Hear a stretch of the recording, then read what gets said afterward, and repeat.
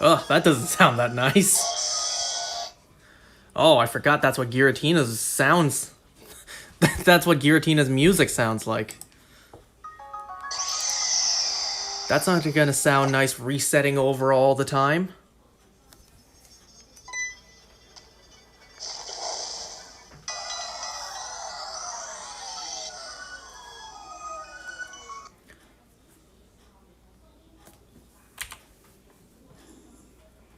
So, wait a minute. If Black Noir was already an adult in the 80s, let's say Homelander... Wait, what? If Black Noir was already an adult in the 80s when Homelander was just born, let's say early 20s, wouldn't that have made him at least 60 years old in present day? I tell ya, he was pretty agile for his age. You wanna know who else I've been interested in? The Saja Boys. No, not because of that. Not like that. I'm very curious about them, because in the movie, we only saw Ginu's backstory. So, I'm really starting to think. I'm really curious. Were these five guys friends before? You know? I'm also very curious, did they even enjoy being the Saja Boys? Or was it all an act?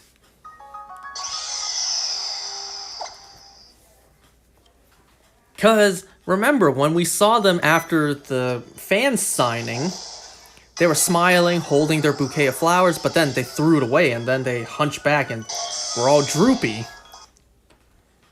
And remember in the, the underworld, where the demon fans were raving around them? They had their smiles, but then they turned back to regular demon forms, and then they were all droopy again. I'm very curious. Did the Saja Boys even enjoy being the Saja Boys, or was it all an act?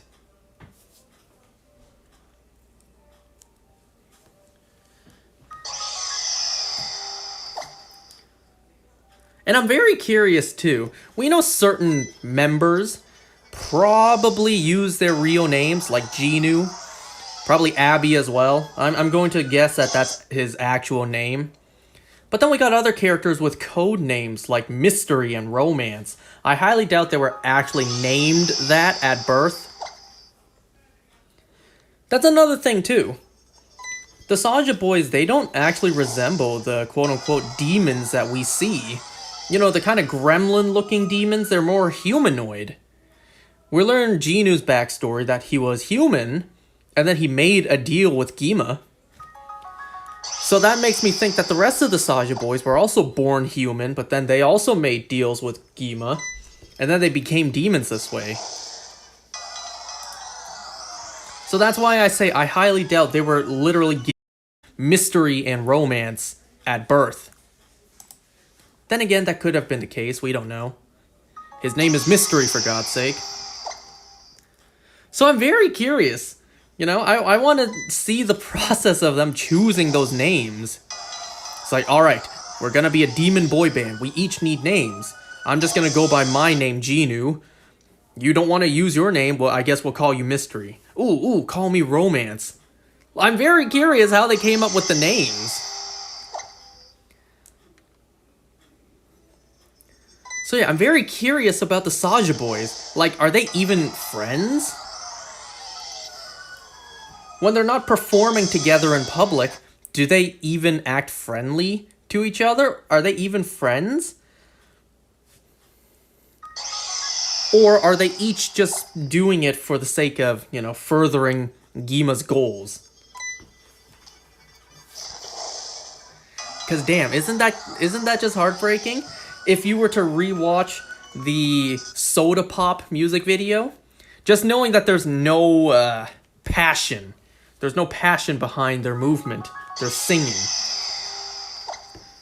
Hell, it almost seems like they find it a burden, like, ugh, this trouble again. I gotta dance and sing again for them. So I'm very curious about the Saja Boys, if they even liked being the Saja Boys. I highly doubt we'll ever get an answer. We do know that sequels are coming up for K-pop Demon Hunters. However, I doubt the Saja Boys would return. Genu died, Abby died, Mystery died. We actually didn't see Romance or Baby die. But, who knows?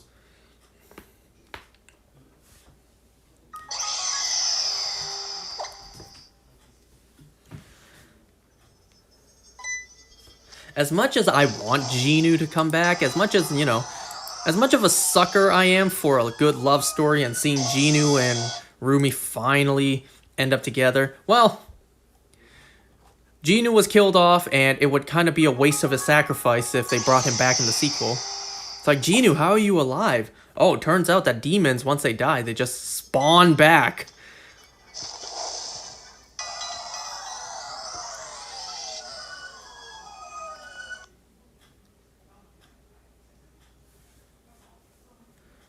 So anyways, I caught another shiny Pokemon today. Do you want to know what shiny Pokemon I caught today, Batman? I caught another shiny Lopunny, Batman. I caught another shiny Lopunny. Batman, there's no laws against the Pokemon, Batman. I'm not kidding you, I caught another shiny Lopunny today in Pokemon Go. I am at the home stretch in my game using the golden bottle cap.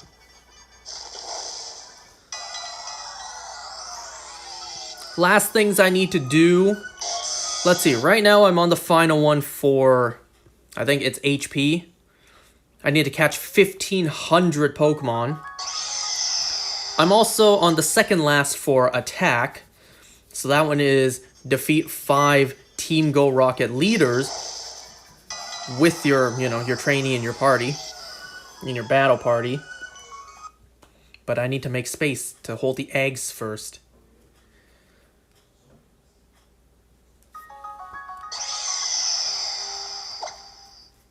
Oh yeah, I'm also stuck on the defense one, which is hatch, what was it, 40 eggs? Or was it 30? I think it was 30.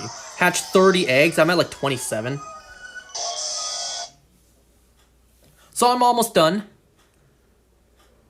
No, that's a second last one for HP. Because the last one is 10 hearts with your buddy. So I'm in the home stretch, I'm almost there. Almost done using my golden bottle cap. Damn, 1,500 Pokemon to catch. I'm only at like 200.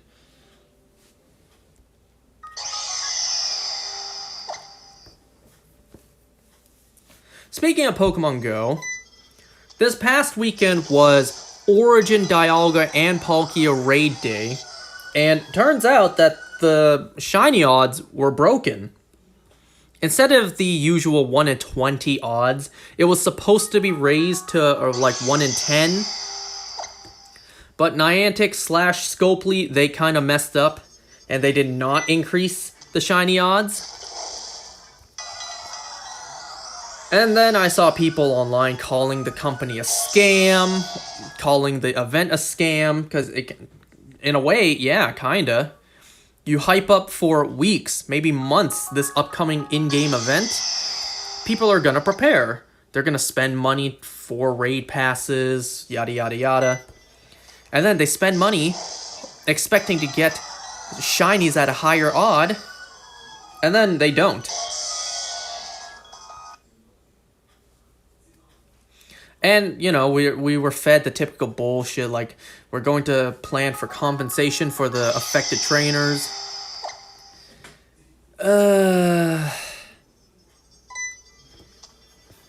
Big, rich, greedy corporations just cannot be trusted.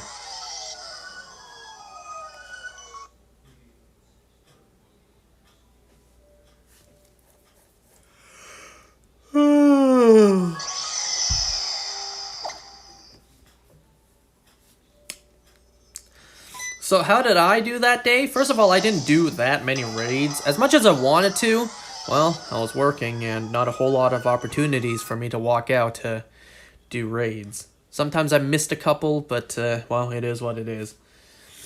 Despite all the odds against me, My very first raid of the day, I got a shiny Palkia with Spatial Rend. The IVs were pretty bad, but regardless, first raid of the day, I actually did get a shiny Origin Palkia with Spatial Rend. And that's all I got. Rest of the day, like the 4 other raids I did that day, nothing good, nothing shiny.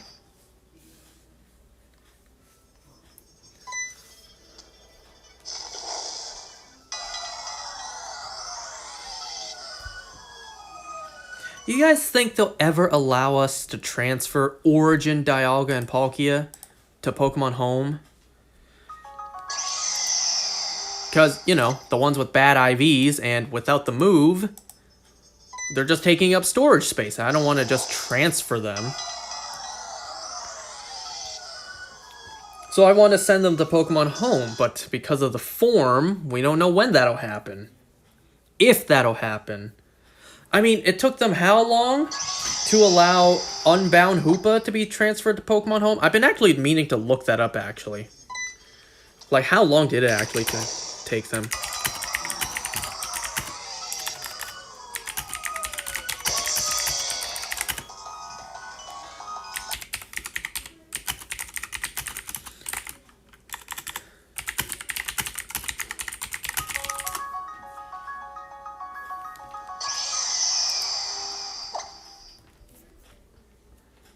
Are you serious?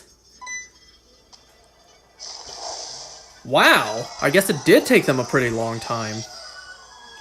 So I just finally looked it up. Hoopa Unbound became transferable to Pokemon Home from Pokemon Go on February 15th, 2025. That was earlier this year.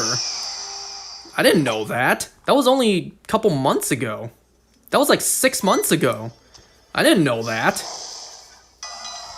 Following the Hoopa Unbound Raid Day.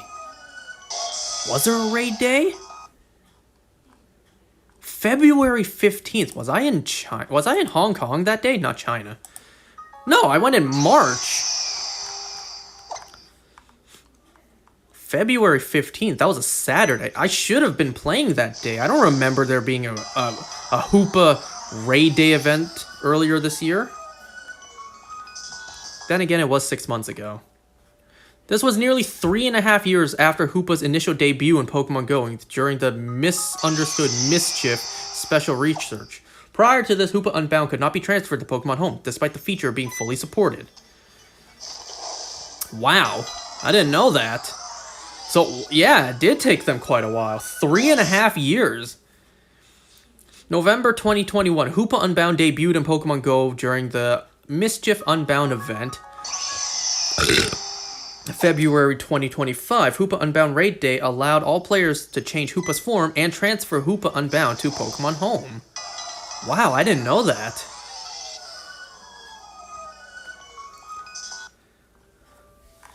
So earlier this year, Hoopa Unbound, and Hoopa, I guess in general, was allowed to be transferred to Pokemon Home. Turns out earlier, I found out Cubfu is able to be transferred to Pokemon Home.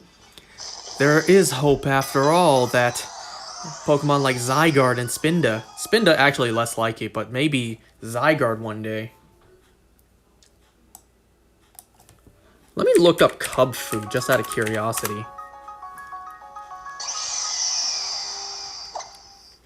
Seriously? Cubfu and Urshifu were added to Pokemon Go on May 21st, 2025, and they could be sent to Pokemon Home immediately after. What? I was told for so long after the event that they could not. To clarify, Cubfu and Urshifu were made available in Pokemon Go on May 21st, and at the time, they could be transferred to Pokemon Home. There was no waiting period or additional steps required to send them to Pokemon Home once they were acquired in Pokemon Go. Really? No. I see here on Reddit it says that they couldn't.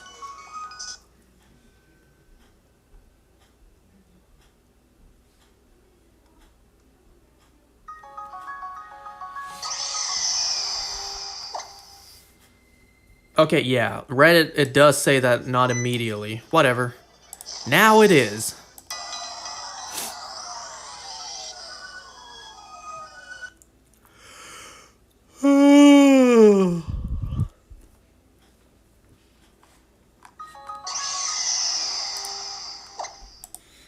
Oh yeah, I forgot to mention. So we are now basically back to our regularly scheduled program. How long has this been tilted for?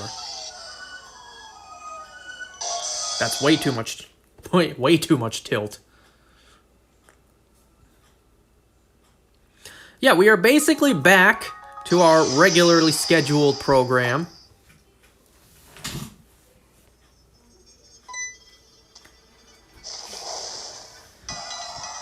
So I can get back to watching a bunch of shows, talking about them regularly. Speaking of which, today I do have an episode of The Boys and Arcane to discuss. I did not watch an episode of Eyes of Wakanda yet. Probably for the best. I'll try my best to have one of that watched and ready for next time.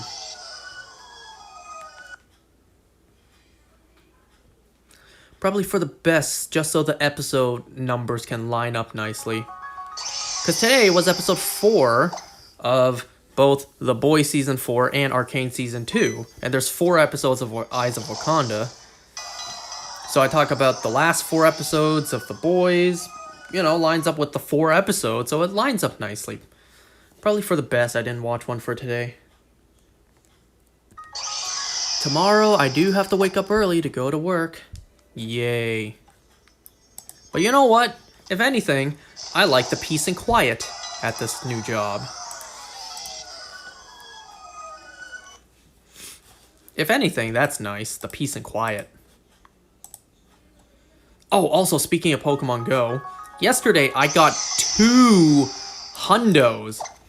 Yesterday I got my second hundo Abra. And then, later last night, I got a random hundo Phantom. Nice. Sadly, the Phantom was like 900 CP and I had to use an Ultra Ball to catch it.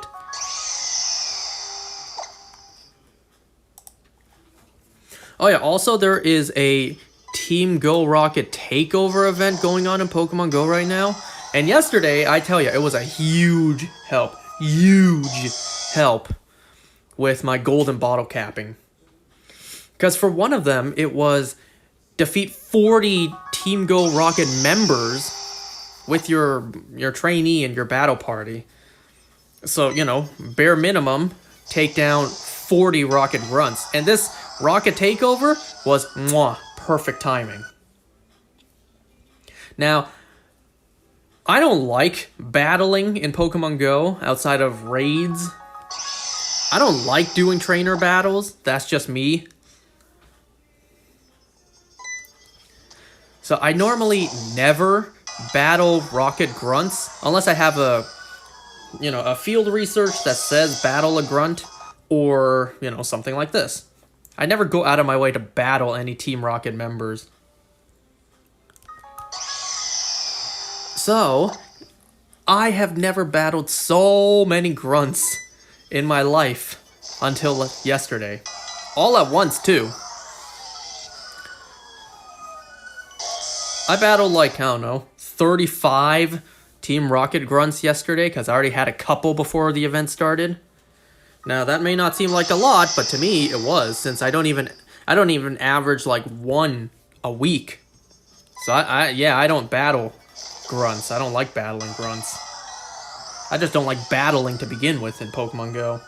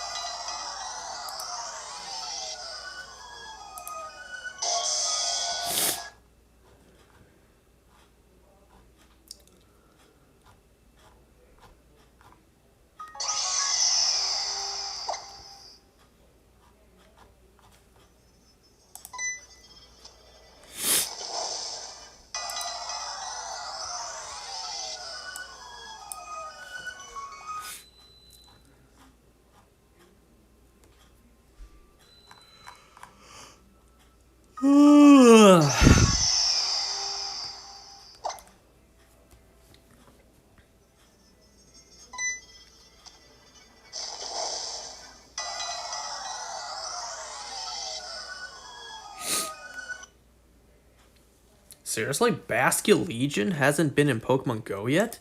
But White Stripe Basculin is in.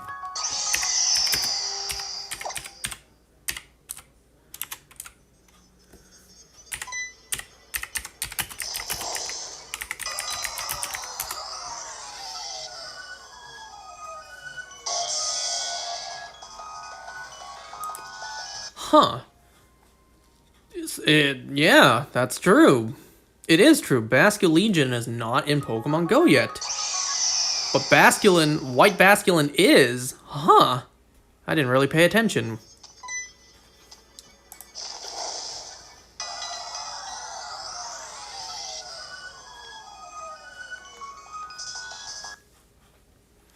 How many Pokemon are not yet in Pokemon Go? Because I see here in Bulbapedia there's still a good amount.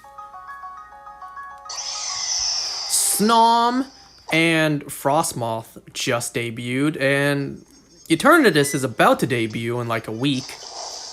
So not counting those. Gen 4, I see Fion, Manaphy, and Arceus are not. Gen 7, Wishy-Washy, Pyukumuku, Type Null, Savali.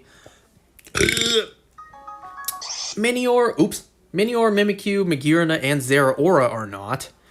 Gen 8 and 9 have a crap ton. I don't know, I'm kind of surprised that Calyrex, Spectrier, and Glastrier are not. Those can easily just be in 5-star raids. Oh, you know what? Speaking of 5-star raids, something that I've been meaning to talk about for a while. One quality of life inclusion into the game that I hate.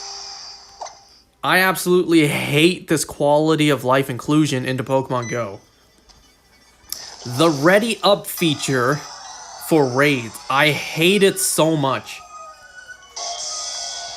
The reason I hate it is because sometimes the raid will just begin and then you're just shit out of luck. A 5-star raid happens, it's close by, it's walking distance, you see there's a gang of people in there. You don't know how long. You see on the little button that the time's not up yet. So you run over, and then it turns out, oh, the raid already started because everybody readied up. Man, you know what they need to add? They need to add a button that says, someone is approaching. Someone is coming to the raid. So that it can tell people, don't ready up. Someone is on their way. I say this because it happened earlier today. I was running towards a gym that had 6 people raiding a Ho-Oh. The moment I got there, the raid already started. The literal moment I was close enough. I was in range. Yeah. It started and I missed it. And I ain't good enough in the game to solo a Ho-Oh raid.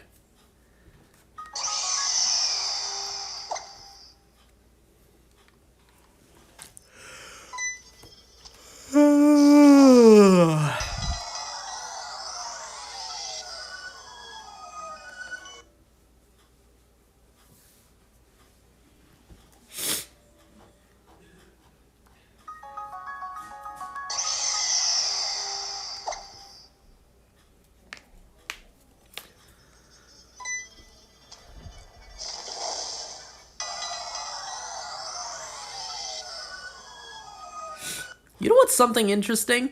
They teased Gigantamax Orbeetle a long time ago, and yet regular Orbeetle's not even in the game yet. Blipbug, Dottler, Orbeetle, they're not even in the game yet.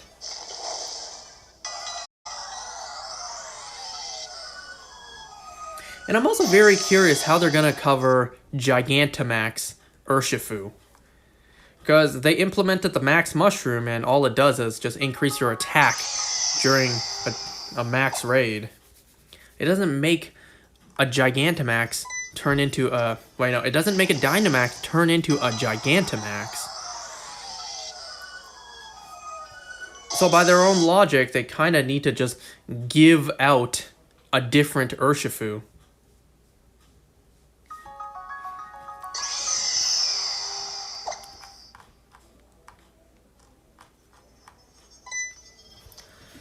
Hold on.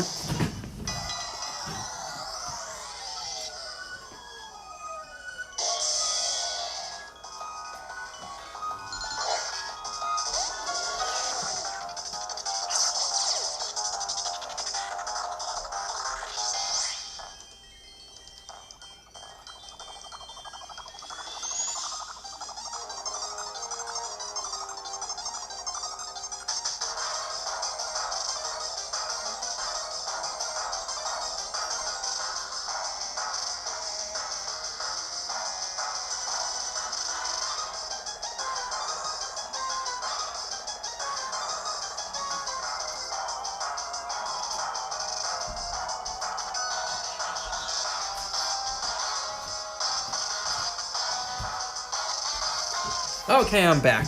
Let's talk about these episodes, finally.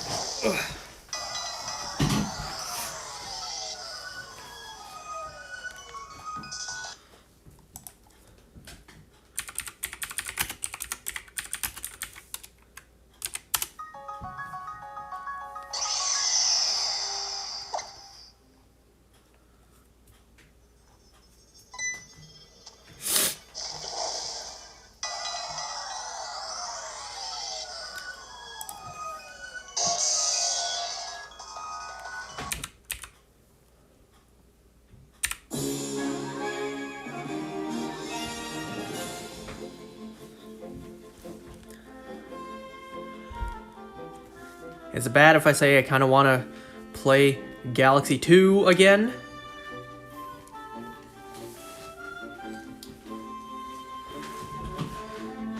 Still no port. Nintendo.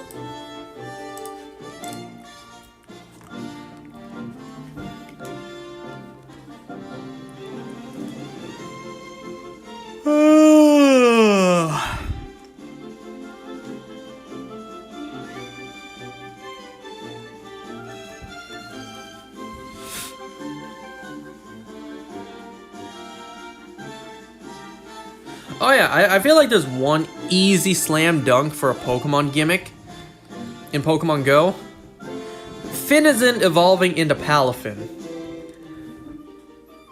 Party. It's so easy. It's such an obvious evolution gimmick.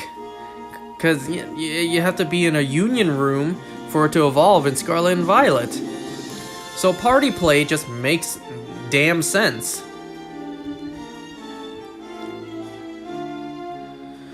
Anyway, so let's talk about The Boys. Season 4, Episode 4. I thought this was a really good episode. The season so far has been pretty sloppy. This was actually a really good episode. The pacing was relatively good too. Yeah, not gonna lie, the pacing for the first couple episodes of the season have been quite a mess. Yeah. So, I think I forgot to mention in the last episode, Homelander, after he upset Ryan, he heard his own voices again in the shattered mirror. And his inner demon told him, you need to go home. So that's what happens. This time, Homelander, in this episode, he returns to where he was raised. The Vought, lab where he was raised. Man, if I was those workers, I would have just accepted my fate. I would have just accepted, well, today's the day I'm gonna die. There is no hope he's gonna let me leave here alive. You know what? Homelander might be evil and diabolical and sinister, but you know what? I like him. I like that he is this twisted.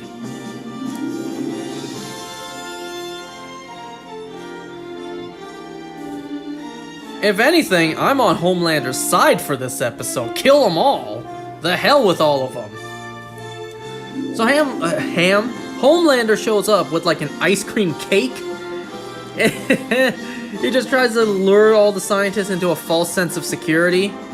Here, can you grab me a plate and some forks for everyone? Everyone, dig in! Come on, go ahead, before it melts. Go on, dig in. Not gonna lie, kinda made me want some ice cream cake. So, one storyline at a time, I guess. Homelander, he constantly teases them, toys with them, plays with their emotion like they did him. So, what was the guy's name? Marty? Or was that the second guy's name? Was it Frank? Oh shit. Whatever. The first guy Homelander is just like, do you remember when you locked me in that furnace, trying to see if you could burn my skin? You wanna know a fun fact? When I was in there, my skin may not have burned, but it still hurt a lot. And then Homelander made the scientist who did that to him go into the furnace.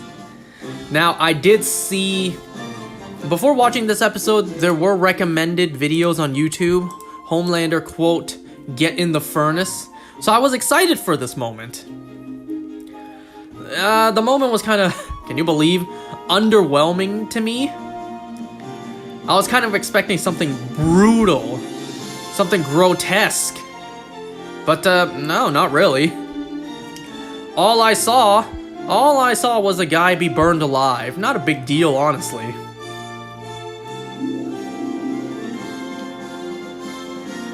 You remember the scene where Negan burned the doctor alive in the furnace? Yeah, that was brutal. This one, man, this scientist took it like a champ. I don't know, I wasn't really fazed by this one. I was kind of expecting something more. But no, Homelander just locked him in, turned on the heat, and then he just burnt to a crisp. So, I kind of wasn't too fazed by it.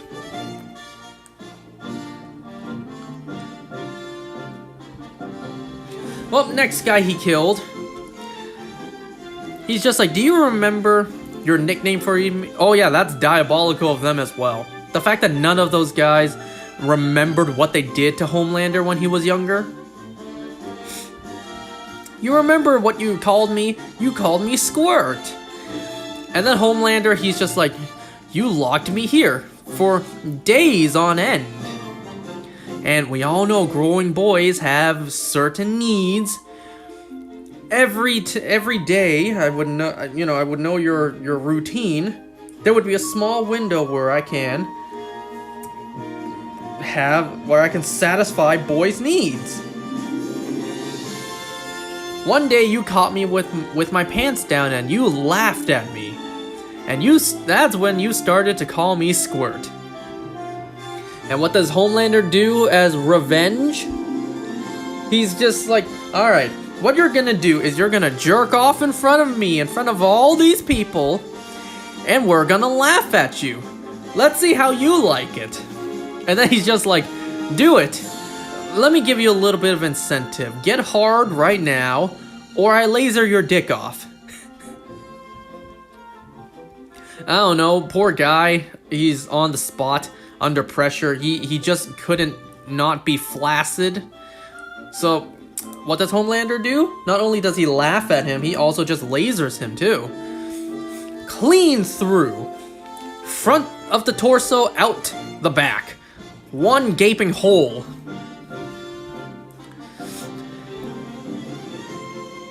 Unfortunately, Homelander's heat vision didn't cauterize the wound as well. Oh yeah, once Homelander entered, he also asked for Barbara. She's like the head of the department or whatever. She wasn't there, so he's just like, can you call her in? Let's let this be a reunion.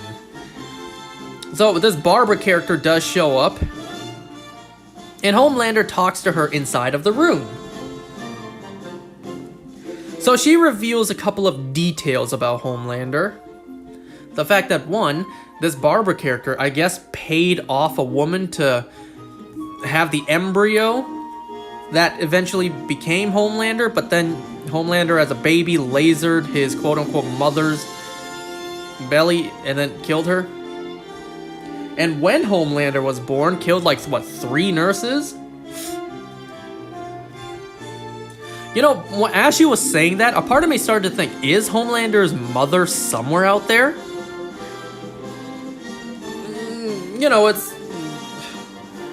she was like a surrogate mother, but still, that would be the closest thing that Homelander would have to a mother. So I was kind of thinking, is Homelander's mother still out there? No, turns out Homelander killed her in childbirth. So that's sad. At least he still has a father out there. But then Barbara brings up a really good point. Homelander was stronger than anyone here. He could have busted out anytime he wanted. But he didn't. Because of his need for love and affection. It turns out Barbara and this entire hellscape of an establishment had the best, like... Shit, what they're called again?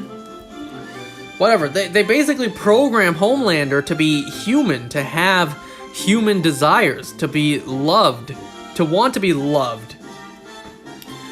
So Homelander never left because he wanted them to not be disappointed. Damn.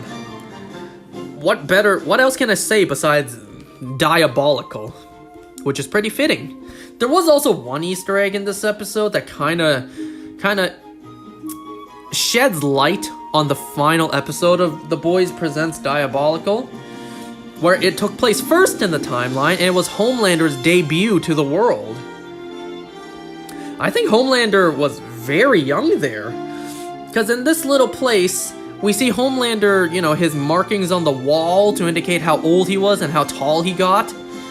At the age 16, it no longer said John, it said the Homelander.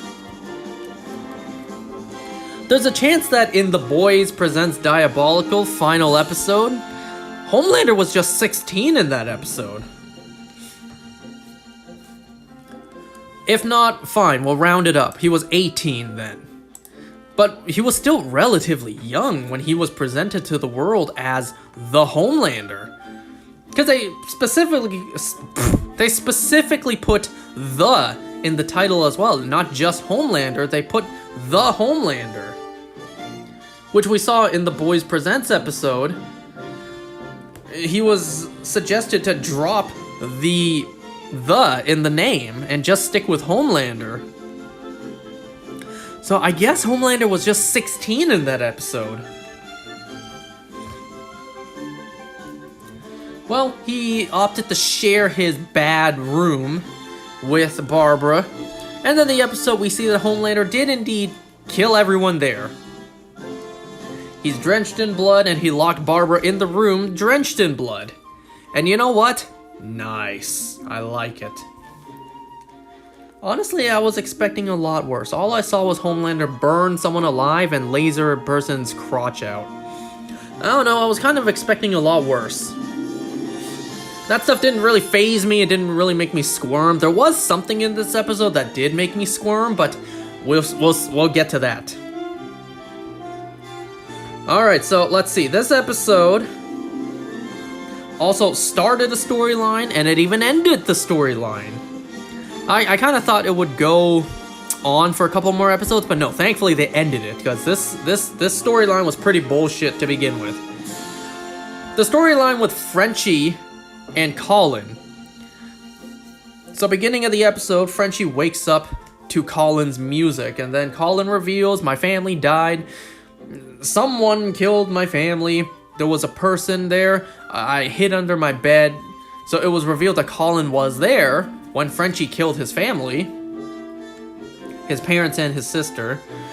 Colin hid under the bed, and he noticed whoever killed his family had like these scars on his ankle. Man, I kind of figured that they would reveal that to be the case later on, like in another episode, but no, they finished it in this episode. Because later in this episode, Frenchie, his guilt got to him, so he finally comes clean. Colin learns that the person he's been sleeping with killed his parents and his sister. So, Colin almost kills Frenchie, but then he opts out and is like, if you ever come near me again, I'll kill you. Man, I would have killed him.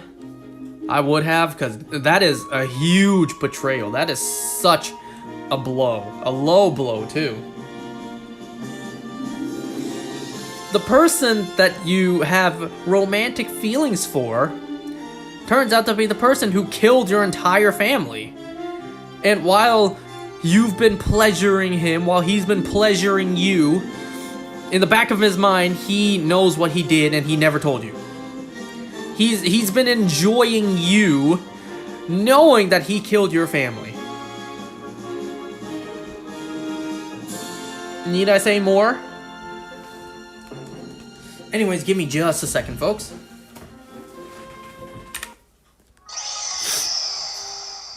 Just a second.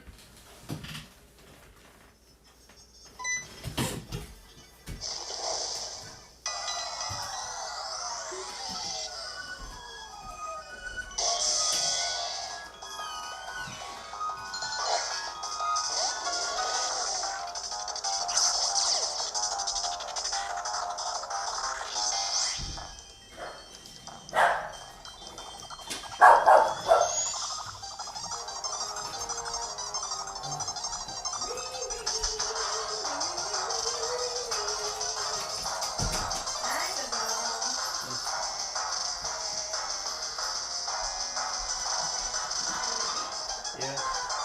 Didn't you feed them?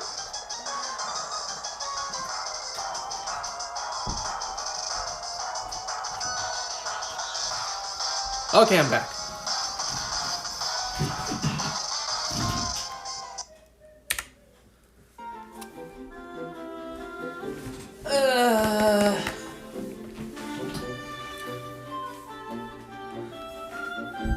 Let's see.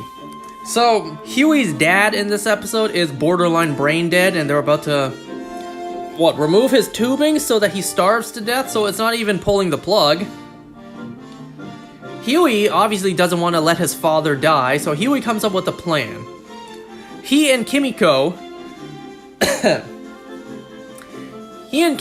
meet up with someone. It turns out to be A-Train.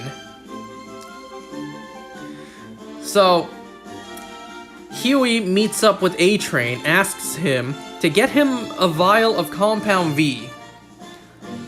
Obviously, A-Train's gonna be like, why would I do that for you? Huey's just like, because you owe me. All of this shit that has happened is because you took someone I love. Now, you can make up for it by giving me back someone I love. As in, giving Compound V to his father to keep him alive.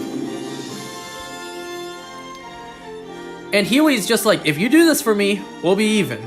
We're good. So A-Train actually does it. While Huey and Kimiko are out meeting A-Train, someone has their sniper scopes on them. Turns out it's shining light. Huey in the process hurts his ankle so he can't really move. Kimiko, shining lights after her because she killed a bunch of them last episode. And also that girl who knew Kimiko, who I don't even know if we learned the name of yet. She's here, and we also learned why she hates Kimiko. So yeah, they fight. Kimiko gets taken down for a brief moment, literally split in half, but then she heals up. Huey, he's doing this to save his father. Either he fights and kills, or he dies and his father dies as well. So Huey actually puts up a relatively good fight for, not being a fighter. And then he actually kills the guy. Slits his throat, kills him and everything. You know what? Good for you, Huey. While I was watching this episode, I was thinking, Huey's first kill. But then I remembered, oh yeah, he killed Translucent.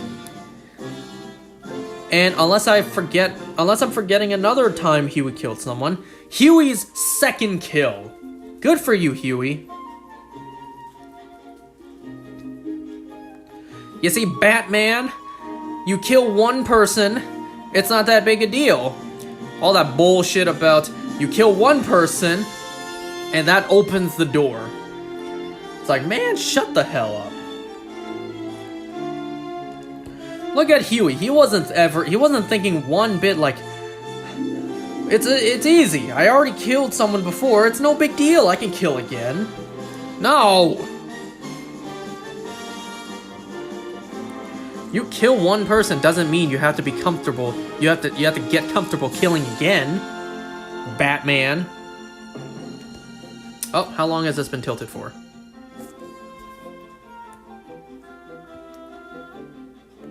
Now it's too tilted.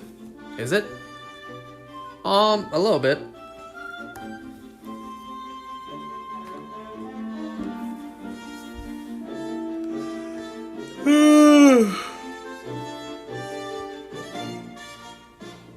Ugh. So anyways, yeah, while A-Train is... Oh yeah, A-Train also mentioned that all of the remaining vials of Compound V are in Homelander's apartment. So, A-Train, in order to be even, to you know, be good with Huey, has to break into Homelander's apartment and find a vial of Compound V. Now, just imagine what would have happened to A-Train if Homelander found out. Thankfully, Homelander was out for the day, busy tormenting and killing his, I guess, oppressors.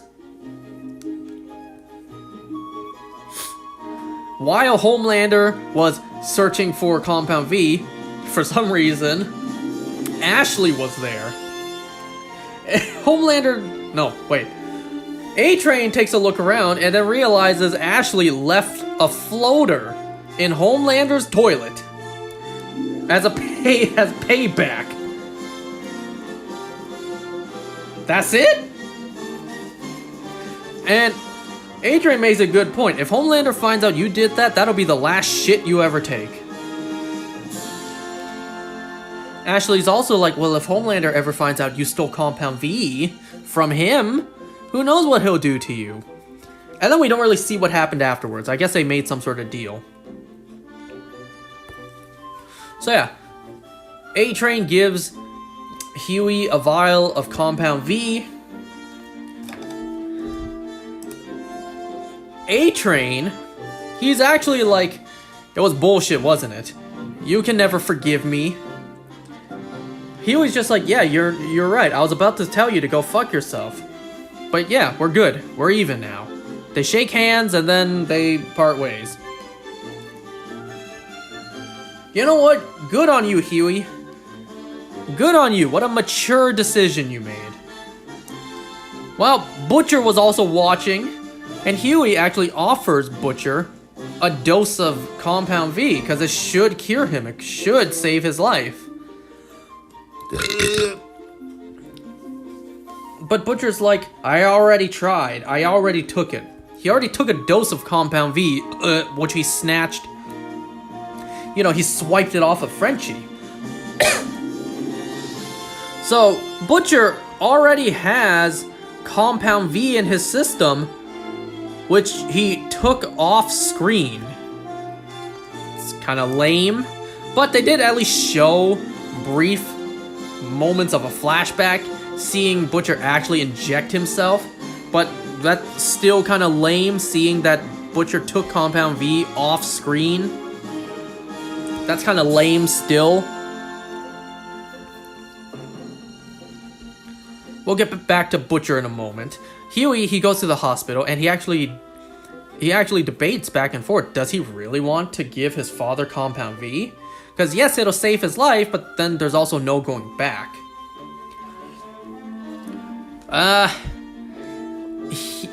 He ponders over it. He decides not to. He doesn't want to burden his father like that.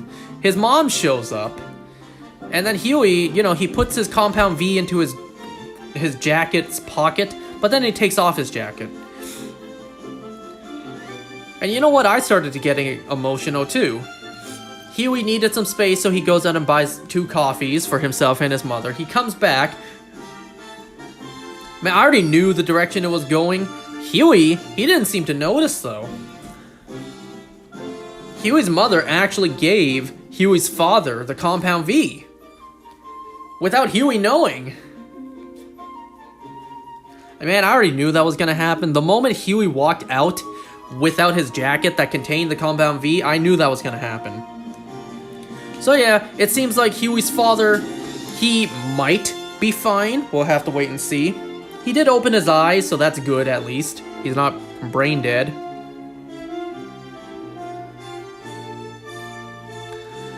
Let's see, the storyline with Butcher and MM. So MM actually decides to bring Butcher back to the team, but then actually Annie is against it. Whatever. They need information on what Sister Sage is up to, so they try to get information. Butcher's just like, I need 50 grand.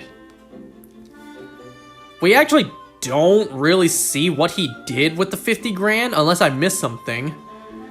It was just like MM being like, I'm not letting you out of my sight, especially with 50 G's. Butcher's just like, well, alright, you're welcome to tag along, but I'm warning you, you're not gonna like it. And then we cut to whatever happened. It's like, I told you wouldn't like it. Well, the 50 G's is done. We got what we needed. There was just a line that said we don't tell Mallory about what happened with the 50 grand as well. So it's like, what? What happened to that 50 grand? Nothing happened. You didn't show or tell us what that 50 G's was for.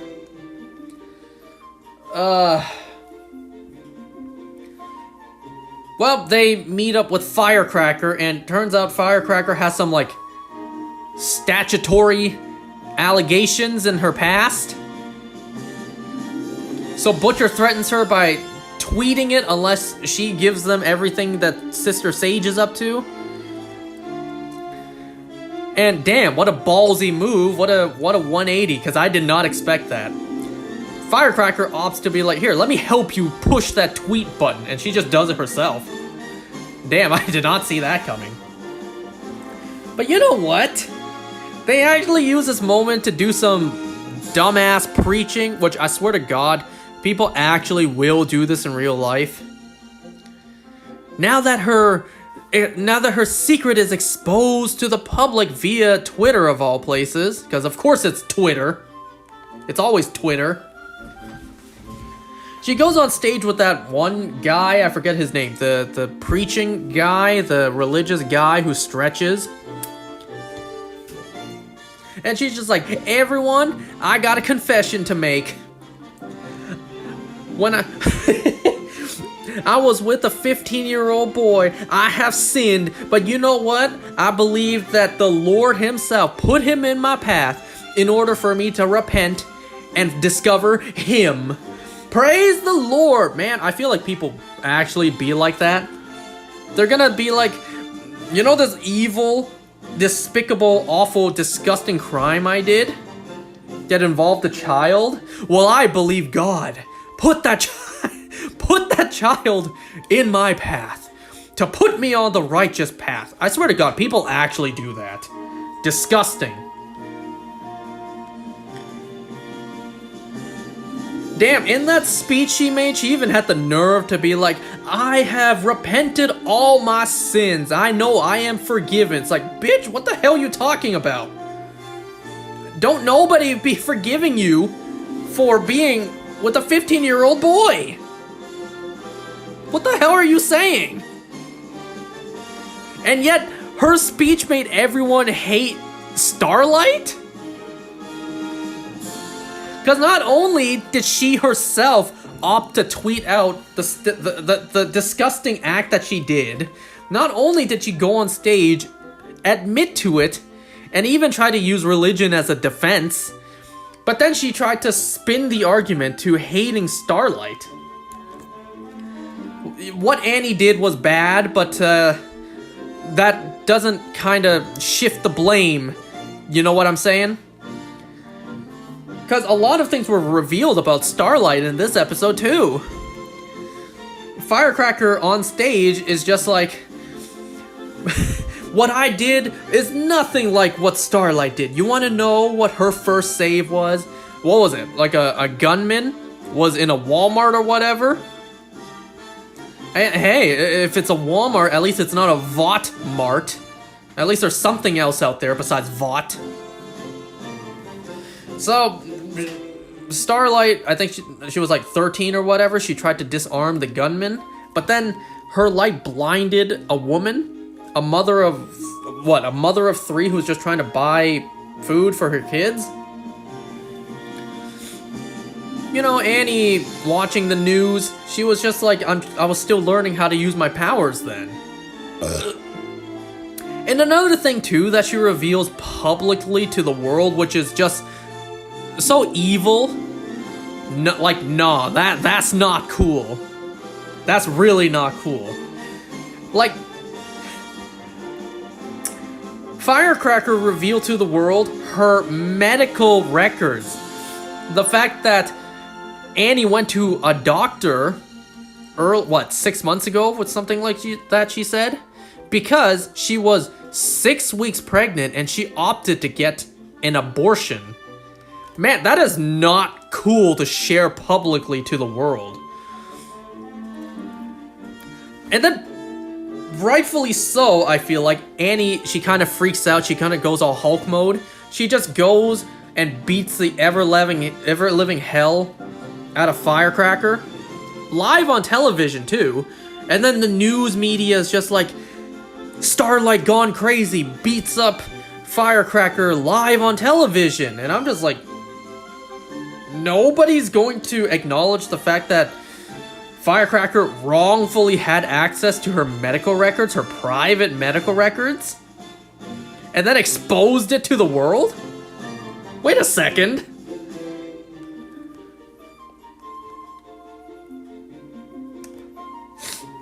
Did Annie wrong Firecracker way at the beginning of their story? Yes.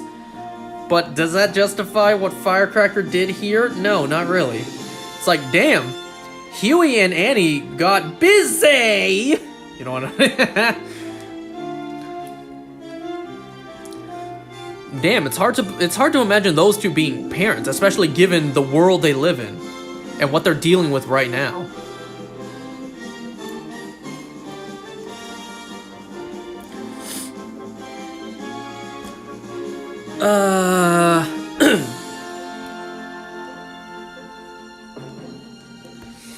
It also seems like it was all planned by Sister Sage as well. Like, she planned for this. That way, people would not support Starlight.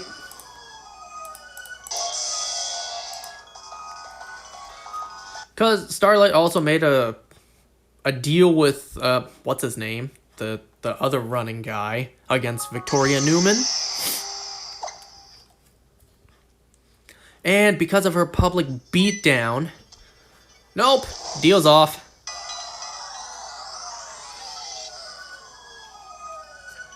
There was also this one scene in the episode that was a reference or a callback to Gen V. You know, on the news saying, ever since the violent attack from Marie...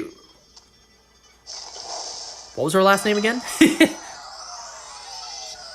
You know, from Marie and her associates, all four of them seem to have vanished into like a deep, dark hole. So, hey, there's a small little reference to Gen V. That's cool. Unless I'm forgetting anything about Annie, that's pretty much it for her story.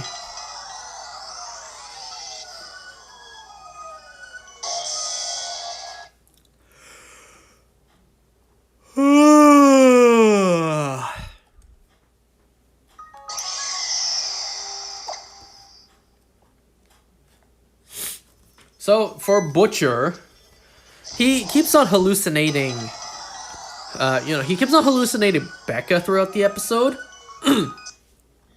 Which now I don't know if he's actually hallucinating because he's dying, or if it's a result of the compound V he supposedly injected into himself.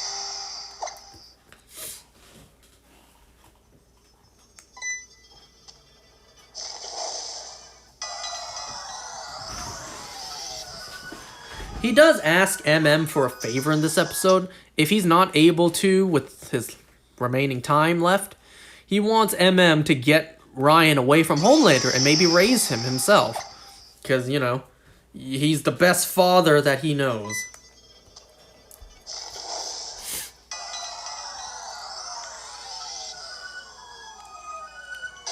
Throughout the episode, Homelander kind of blacks out.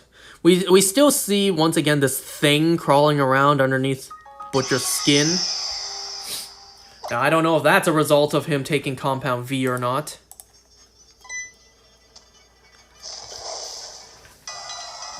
So after they met up with Firecracker and threatened to tweet that stuff about her, I guess they somehow got her keys to her trailer. So they got Frenchie to go in. Frenchie looking around, that one dude who stretches, the preacher guy, catches him, and then they fight. Butcher goes in to try to save him, try to fight him off. But then with his arm, his stretched out arm almost chokes Butcher to death. And then Butcher blacks out. When he wakes up, the guy's dead. His body is absolutely eviscerated. It is in pieces, and there is blood splattered everywhere. We don't know what happened. Even Homelander doesn't know what happened. He blacked out for it. I guess we'll find out.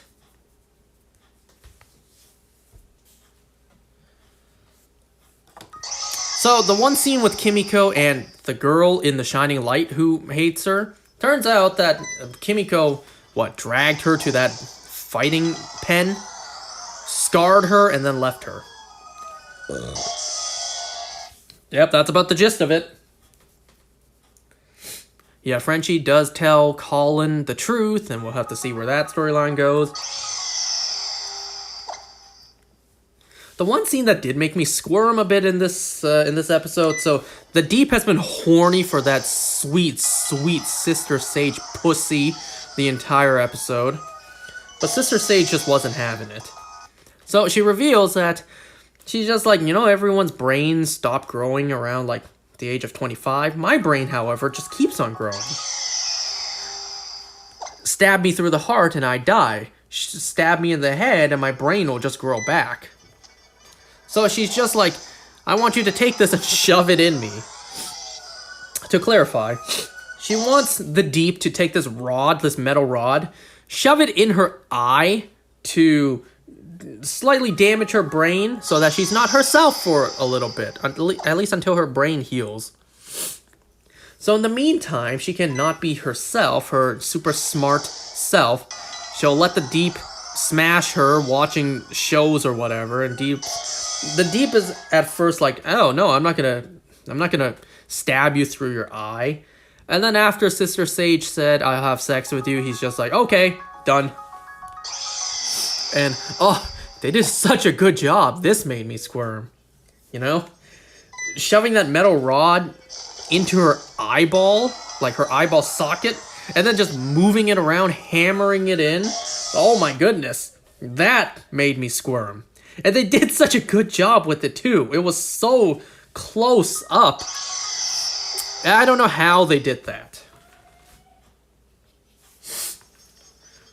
The stuff with Homelander burning someone, that didn't really faze me, but the eyeball thing, oof.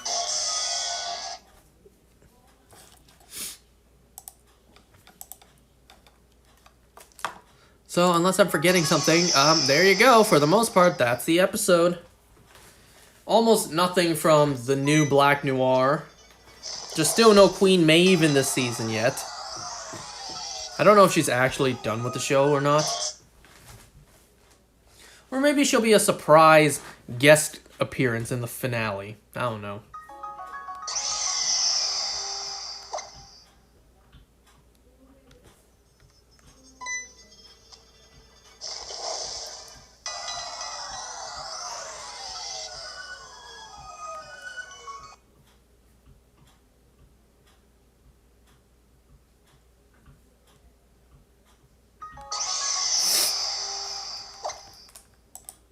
Oh, I gotta wake up early tomorrow for work. At least now I don't have to sleep on my sister's floor anymore. I get to sleep in my own bed.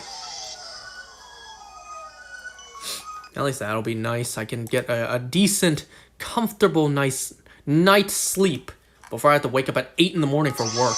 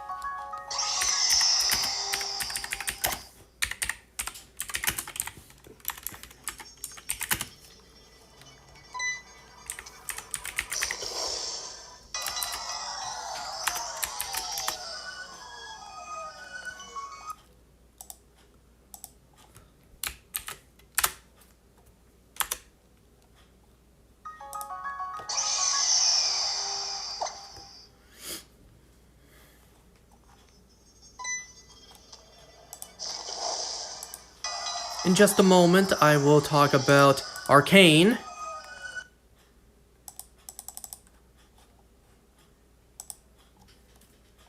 Just a moment. Oops, wrong button.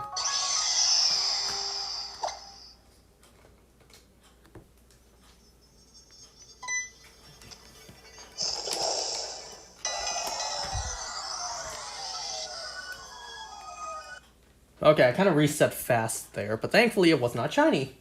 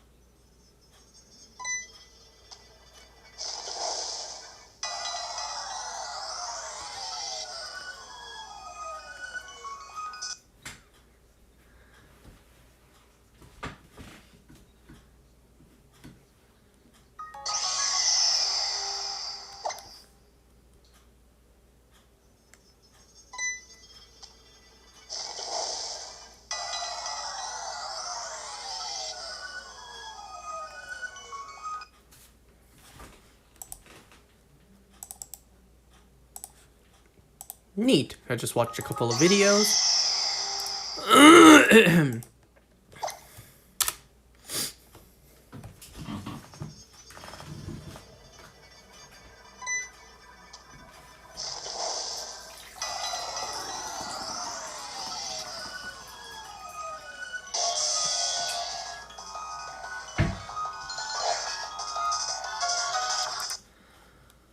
Okay. I'm tired.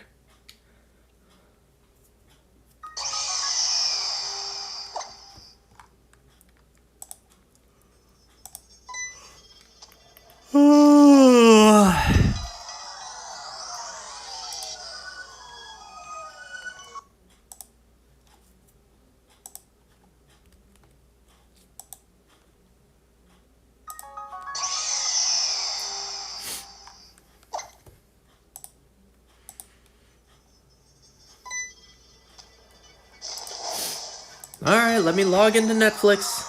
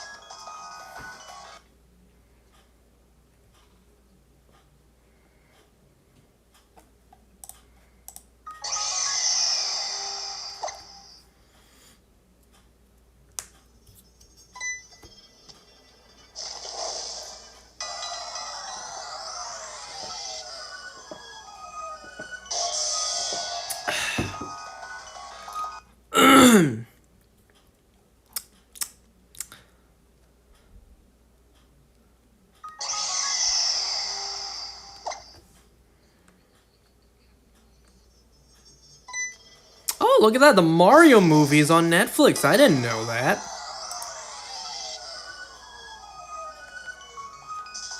Or maybe I did and I forgot. I don't know.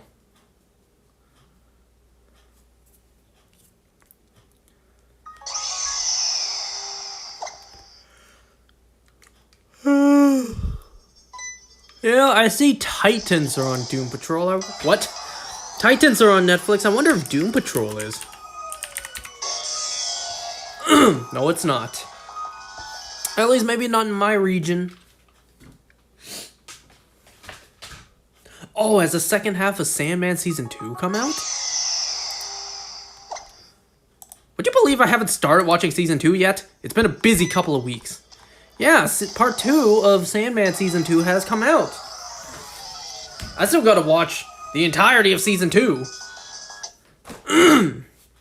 Oh, and I see Season 2 also has a special episode. Sweet.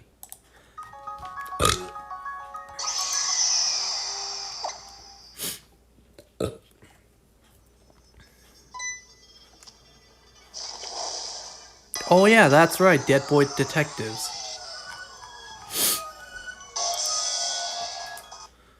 Here, let me look it up real quick.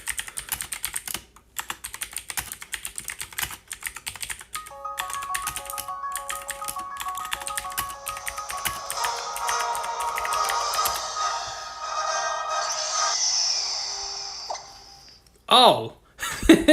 Well, a quick look up.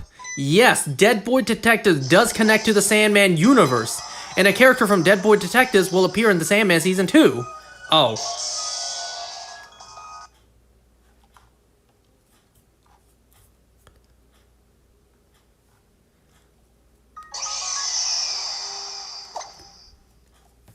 Well, I guess then I do have to watch Dead Boy Detectives.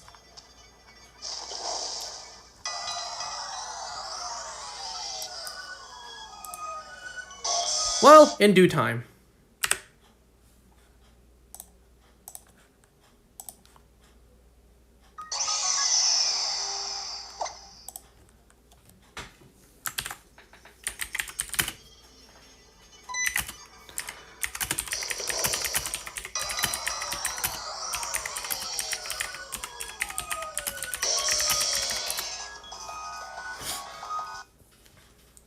Well, at least I looked it up.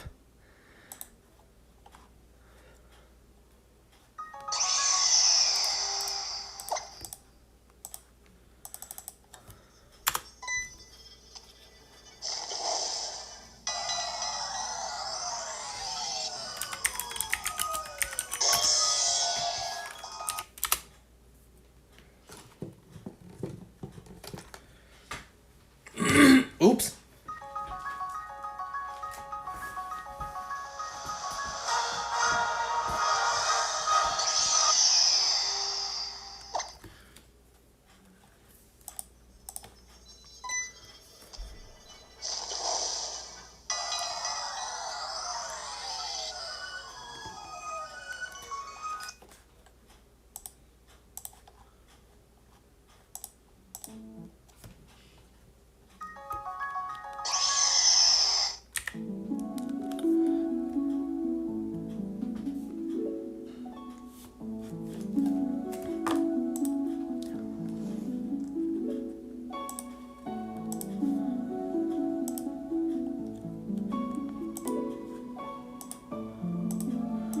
Okay, so episode 4 of Arcane Season 2, Paint the Town Blue. I think there's actually been a time jump in this episode. Because this episode had no Vi, no Jace, no Echo, no Heimerdinger. I think there's been a jump forward in time. Because aside from the opening sequence showing the enforcers of Piltover kinda, you know, enforcing. Since the end of the last episode, there's also a bunch of like new blue-haired, liberal-looking Jinx activists, and that's what the opening sequence shows. A bunch of Jinx supporters, signaled by the blue hair, constantly being arrested by the enforcers.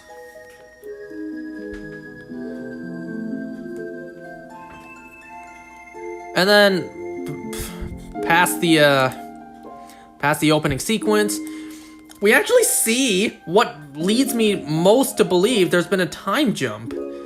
Not only is there no Vi in this episode, last episode we saw Vi and Caitlyn finally kiss. Well, that was short-lived, because no Vi in this episode, and Caitlyn is now with Maddie. These two are together now. Damn, these hoes ain't loyal even to other hoes. It makes me question how much time has passed. Because we don't know where Vi is, and, you know, enough time has passed to the point where Caitlyn formed a connection with Maddie.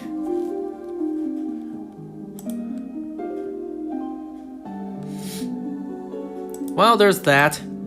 We also finally learned the name of the kid that Jinx has taken. It was mentioned before, and I just didn't pick it up. I think it's Aisha. Well, they have this fun little like bug wrestling match. The episode makes you believe they're giant creatures, but no, I could tell it was just tiny little bugs. Well, as a reward for her bug winning her bet. Yeah, Aisha. Jinx actually dyes Aisha's hair blue. Alright, cool. And I think it's also confirmed Aisha's a girl. Because I heard, Savika called her she.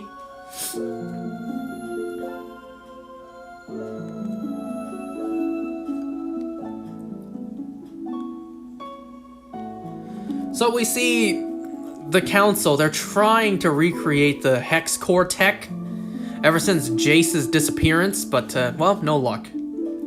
So, Mel's mother is rather upset, not only because they don't have their weapons anymore, but also because the Black Rose kind of took Mel last time. What the hell is her name? What the hell is Mel's mother's name? For God's sake. Is it Mbessa?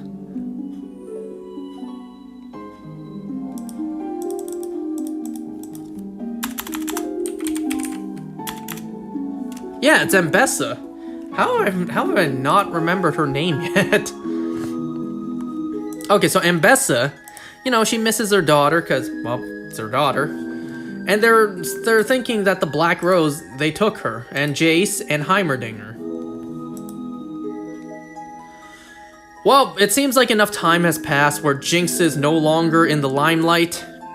Jinx is more like an urban legend now, a hero that doesn't show up anymore, kind of like Daredevil. Oh, what's this guy's name? This very big and brutal enforcer guy in this episode.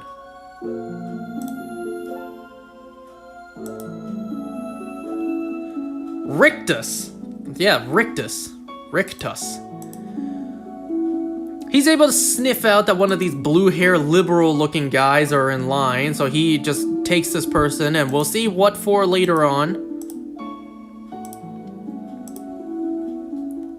Ambessa and Caitlyn have a discussion about like what to do after this, because there was an attack or like some sort of like motivational attack during the lineup, but it wasn't Jinx. It was actually Aisha. So now people are believing Jinx is back, all the supporters are running wild. But, you know, they also recognize the patterns don't match. Maybe it's a copycat.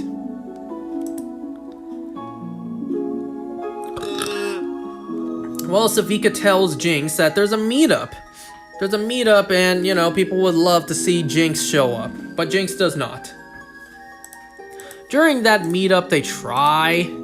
Oh yeah, also in this episode, we see Jinx kind of mourn the loss of Silco.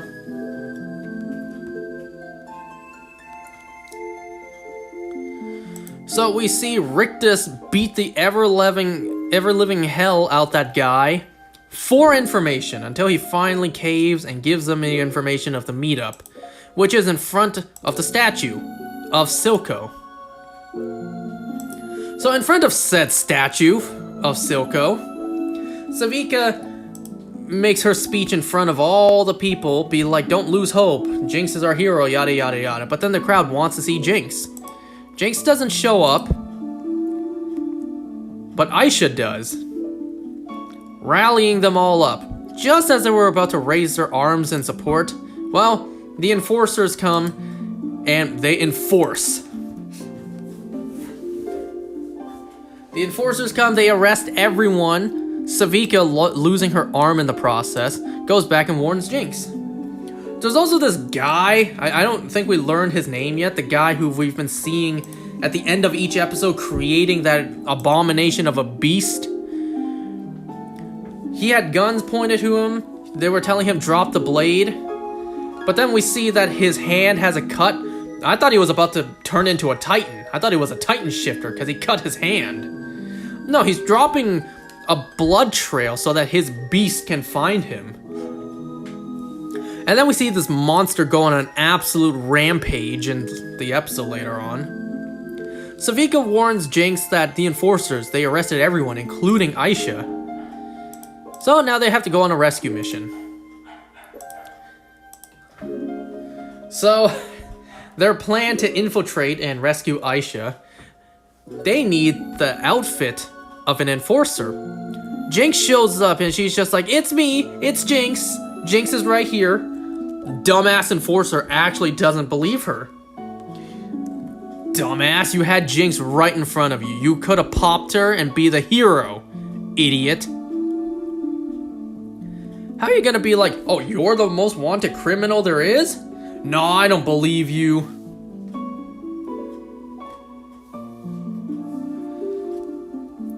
They knock her out very easily, barely an inconvenience, and they just take her uniform so they can infiltrate. Jinx poses as an enforcer to arrest Savika. Well, once they get in, they let all of their people out. All of these people say nothing to Jinx, but they grab her shoulders as like just a silent gesture of appreciation.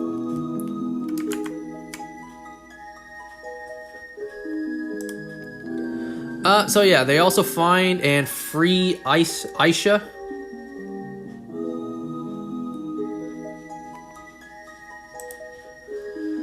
But then this monstrous beast shows up and just slays everyone. We even see Ambessa prepare to fight this thing, but it seems like she got taken out quite quickly.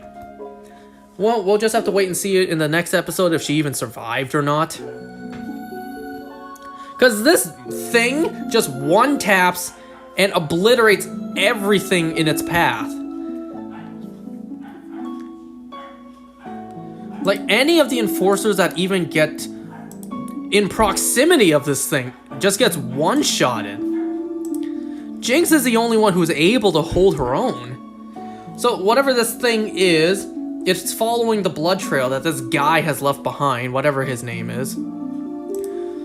Jinx tells Savika to get Aisha out of there, and she does. So Jinx stays back and fights off this, whatever the hell this thing is. I don't know, is this thing like a League of Legends boss? Someone let me know. Well, Jinx puts up a good fight. She's the only one who's able to solo this thing and actually, you know, not die off the rip. Well, she's about to get her face eaten off. But then, this thing starts to recognize her because of her weapon. So whatever this thing is, whoever this is, starts to recognize her. The eyes go from red to green and blue, and recognizes Jinx as Powder. Even starts talking to her, even says, "Powder?" And then the episode ends. I see the subtitles call this thing Warwick. Is that like a League of Legends character? Let me see.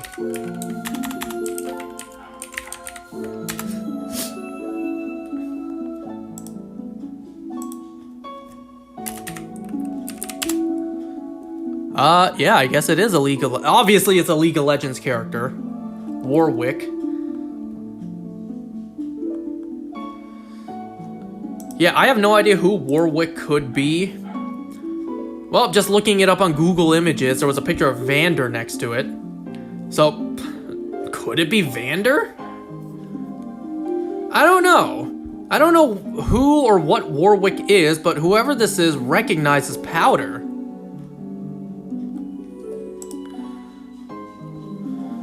And whoever this Warwick is, whoever he was that has a connection to Powder, somehow this guy was able to, I don't know, rebuild this person's body?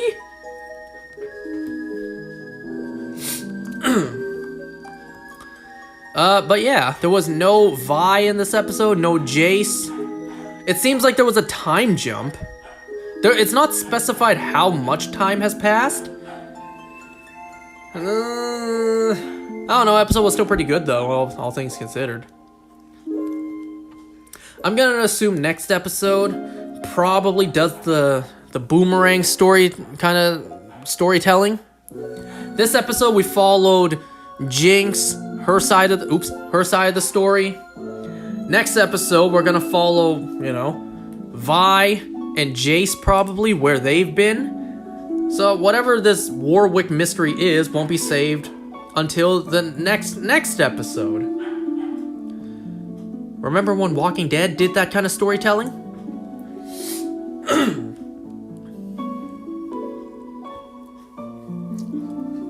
Isn't there still a month? 1 month left until Daryl Dixon Season 3 comes out? And then... what? Hold on. In just over a week, Peacemaker Season 2 comes out. God damn, we eating good these days. A lot of good ass shit coming out. I'm still not done this. The Boys. I still have yet to watch Eyes of Wakanda.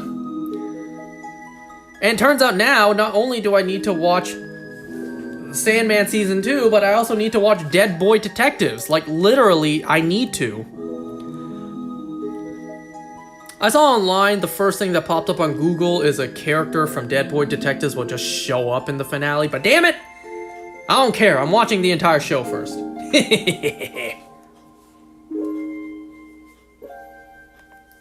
Even for a small cameo, I will watch all 8 episodes first.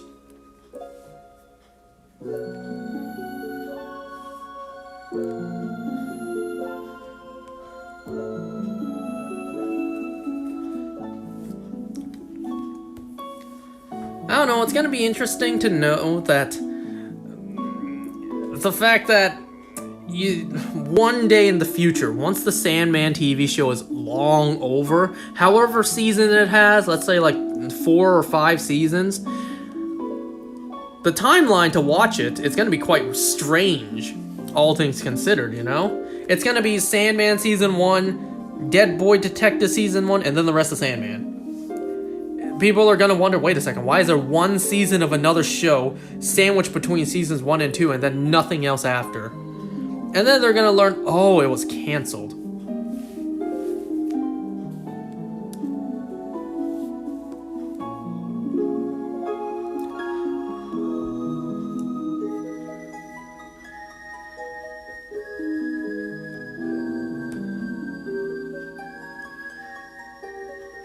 You know, someday, far in the future, they're gonna see things like that for things like the Arrowverse, how you jump between episodes from different shows. Like, eventually it became you watch one episode of 4 different shows, and that's how you're supposed to watch it. But then sometimes a show would take a week break, so there would be no episode of that show. So you would watch it like 1, 2, 3, 4, 1, 2, 3, 1, 2, 3, 4. You know, the different shows. You will watch it like Arrow, Flash, Supergirl, Legends. And then there's no Legends this week. Arrow, Flash, Supergirl. And then it's back to Arrow, Flash, Supergirl, Legends.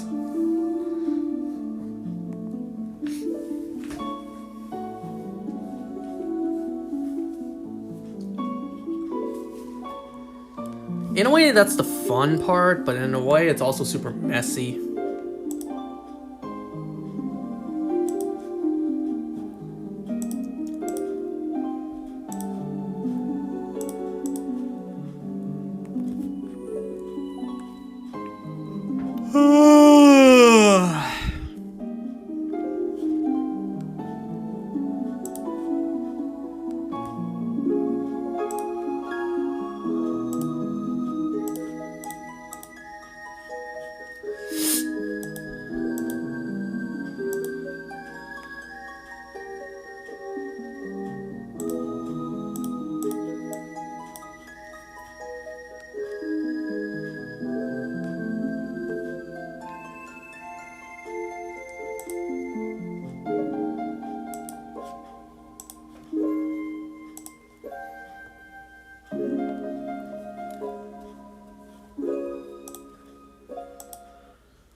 Well, that's all I have to talk about for today.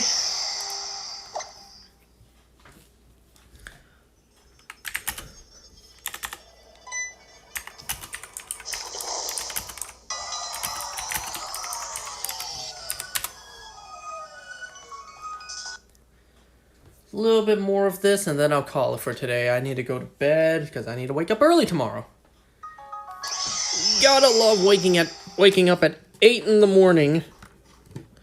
8 in the morning to go to work.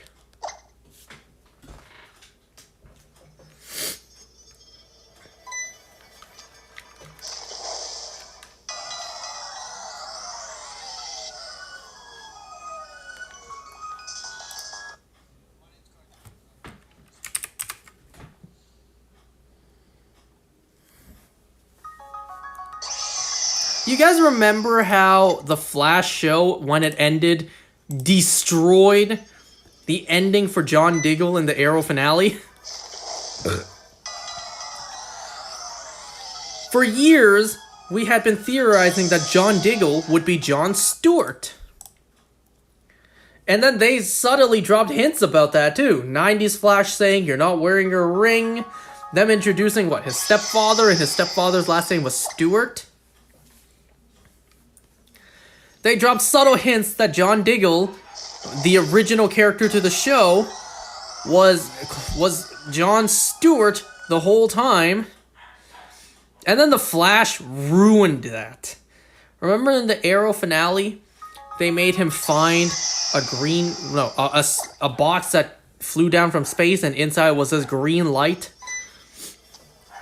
And then the Flash later on ruined that story, thus making it turn out to be a trans warp key or whatever. Isn't that Transformers? a trans-dimensional box, something like that. Talk about the bleed. Man, that was stupid.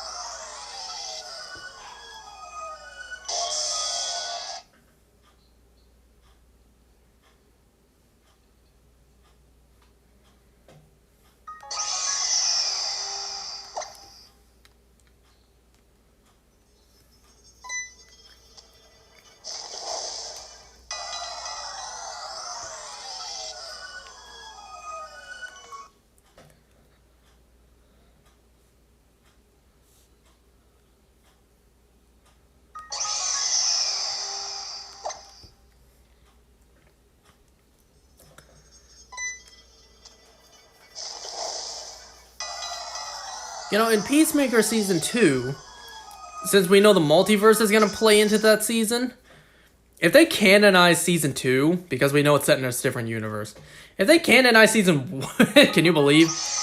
If they canonize Season 1 into Season 2, then that means that the DCU by James Gunn will be canon. Will be canon to the Arrowverse, the DCEU.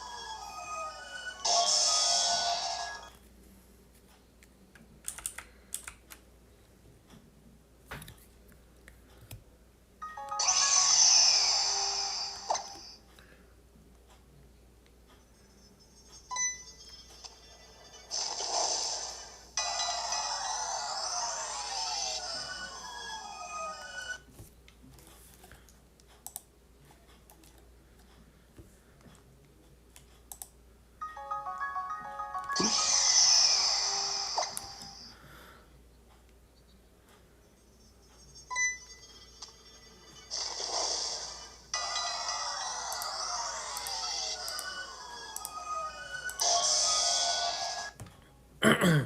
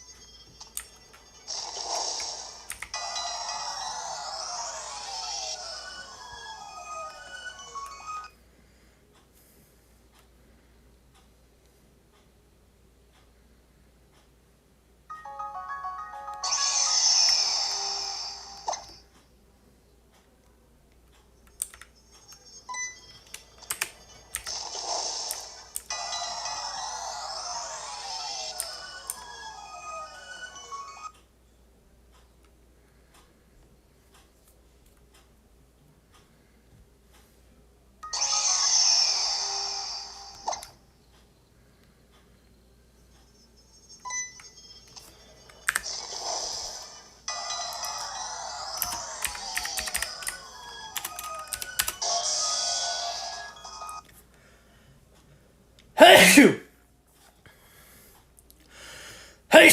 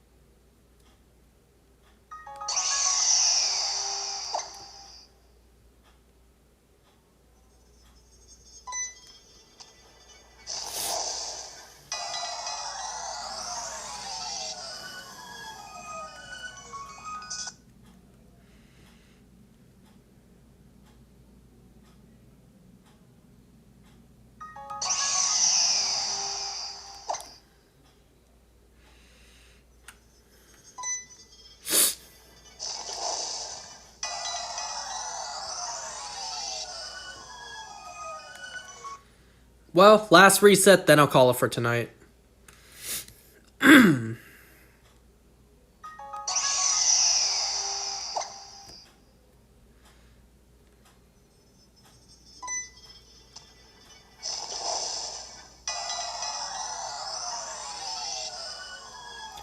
And nothing tonight.